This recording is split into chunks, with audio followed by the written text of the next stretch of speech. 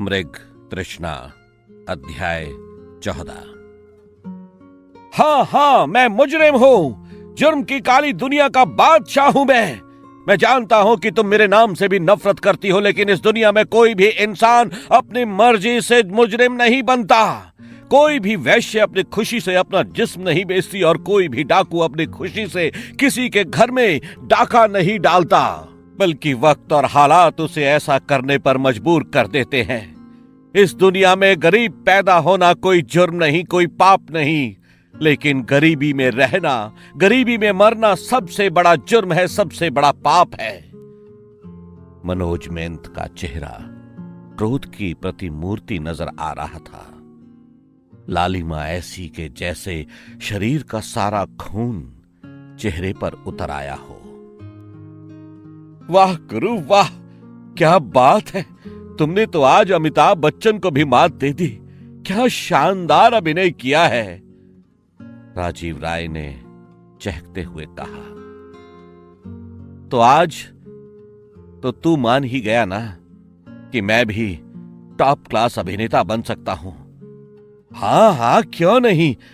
प्रत्यक्ष हामी भरते हुए और अप्रत्यक्ष रूप से अपनी हंसी को रोकने का प्रयास करते हुए राजीव बोला, देख भिंडी के बीज, तो फिर से मेरी मजाक बनाने की कोशिश कर रहा है। तो क्या करूं गुरु, कोई दूसरा ऑप्शन है, मजबूरी है। राजीव राय ने मिंथ को चिढ़ाया। क्या कहा साले गैंडे, मिंथ भड़क उठा था। गुरु तुम तो क्रोधित हो गए।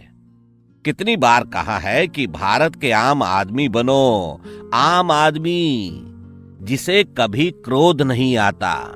घोटाले हो, बच्चियों के साथ बलात्कार हो, भ्रष्टाचार हो, ट्रेन दुर्घटनाएं हो, टूट फूट हो, भाई भतीजावाद हो, दबंगई हो, चाहे कुछ भी हो, बेचारा चुपचाप टैक्स चुकाता है।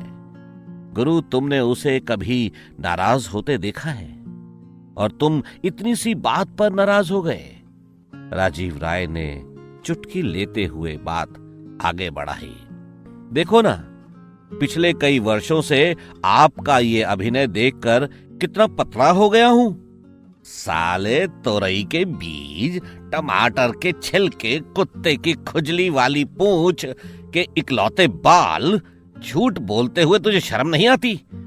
तूने जब कभी अपना वजन मालूम किया है, सदैव 2-3 किलो अधिक ही निकलता है, फिर भी तू कहता है कि मैं पतला हो गया हूं। और हाँ, आम आदमी की बात तो कर ही ना, उसे गुस्सा आता है। आपस में लड़ना हो, धर्म को लेकर लड़ाई हो, अपने स्वार्थ की बात हो, तब देखो। मैं तो नहीं हो सकता आम आदमी। मिंथ ने एक छोटे बच्चे की भांति भाव भंगिमा बना ली थी। गुरु मैं आज सुबह से तुमसे चाय पिलाने को कह रहा हूं, किंतु तुम मुझे बार बार किसी बहस में लगाकर भटका देते हो। राजीव राय ने टॉपिक बदलते हुए कहा। क्यों, दूध और चीनी के पैसे क्या तेरा बाप देगा? अब देखो गुरु, मेरे बाप को बीच में मत लाओ, राजीव जोर से बोला।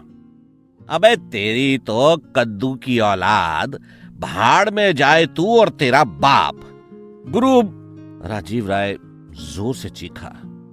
चेले, मेंथ ने भी उतनी ही तेजी से चीखते हुए कहा। जाओ चाय बनाकर ले आओ। क्या? मैं स्वप्न तो नहीं देख रहा हूं? राजीव राय की आंखें खुली रह गई। अचरज से उसका बुरा हाल था। वो अनायास कह उठा, ये क्या गोरख धंधा है गुरु? तुम्हारे जैसा कंजूस आदमी चाय कैसे पिला सकता है? गोरख धंधा? चेले, तुम हमारा उपहास कर रहे हो। दरअसल अगर मैं तुम्हें चाय पिला रहा हूं तो इसके पीछे एक राज है। वो राज क्या है गुरुदेव? राजीव सिर झुकाकर बोला।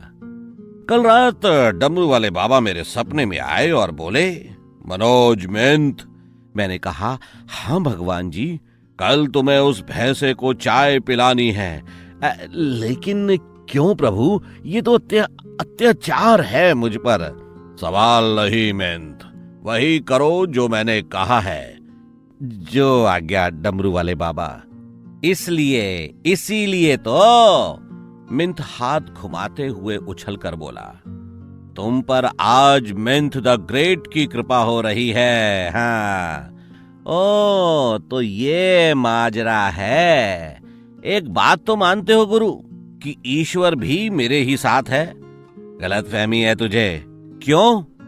भगवान जी ने तुझे चाय इसलिए पिलवाई है कि कहीं तू ये इच्छा मन में लिए लिए ही ना मर जाए। अच्छा तो ये बात है, लेकिन इतिहास गवाह है कि मैंने जब कभी तुझे चाय पिलवाई है तब तब कोई नई आफत हमारे ऊपर आई है। अगर इस बार भी कोई नया केस आया तो समझ लो कि चाय हमेशा के लिए कैंसिल। साजिश? राजीव चीख कर बोला। क्या साजिश? राजीव ने मासूमियत से बोला, गुरु तुम जानते हो कि प्रोफेसर हंस गंगवार हत्याकांड केस जो अब अत्यंत जटिल हो चुका है, निश्चित रूप से सीबीआई को सौंपा जाना चाहिए। यदि ऐसा है तो इस बात की संभावना 100% से भी ज्यादा है कि हमें इस केस पर लगाया जाएगा। इसलिए तुम ऐसा कह रहे हो गुरु? राजीव राय के इन शब्दों के पूरा होने के साथ ही मनोज मिंथ गंभीर हो गए।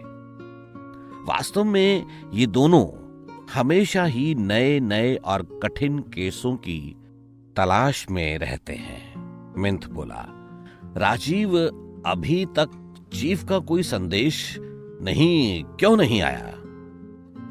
गुरु आता ही होगा।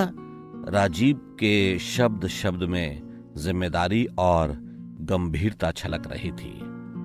अचानक मनोज मिंथ का मोबाइल बज उठा और आ गया। दोनों बंदरों की तरह उछल रहे थे। हेलो, मनोज मिंथ स्पीकिंग। मनोज, 4 घंटे के अंदर मुझे मिलो। Okay chief. अध्याय 14 समाप्त होता है।